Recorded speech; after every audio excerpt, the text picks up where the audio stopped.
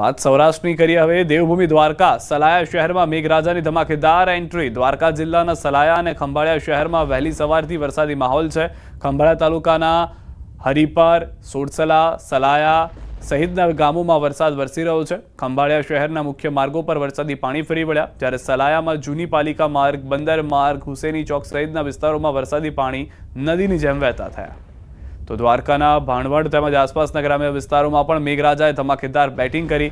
ભાણવડ અને ગ્રામ્ય પંથકમાં 1 ઇંચ જેટલો વરસાદ ખાબક્યો। ભાણવડ તાલુકાના રૂપામોરા, રૂજીવાડા, ધુમલી સહિતના ગામોમાં ધોધમાર વરસાદ વરસ્યો। ભાણવડ શહેરની મુખ્ય બજાર, રણજીતપરા, ગાંધી ચોક, શિવમ પાર્ક સહિતના વિસ્તારોમાં વરસાદી પાણી ફરી વળ્યા।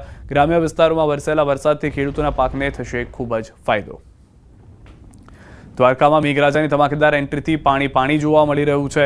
દ્વારકામાં 2 ઇંચ જેટલો વરસાદ ખાબકતા રસ્તા પર પાણી વહી રહ્યા છે। દ્વારકામાં મેઘરાજા મહેરબાન થયા છે। દ્વારકામાં 2 ઇંચ વરસાદ થતાં વાતાવરણમાં ઠંડક પ્રસરી છે। દ્વારકામાં ઇસ્કોન ગેટ આસપાસ રસ્તાઓ પર પાણી વહેતા થયા। દ્વારકા પંથકમાં વરસાદથી ખેડૂતોમાં ખુશીનો માહોલ છે। જૂનાગઢ જિલ્લામાં 2 દિવસના વિરામ બાદ ફરી મેઘમહેર। જૂનાગઢ શહેરમાં વરસાદી માહોલ, બપોર બાદ ધોધમાર વરસાદ શરૂ। ગ્રામ્ય પંથકોમાં પણ ભારે વરસાદ।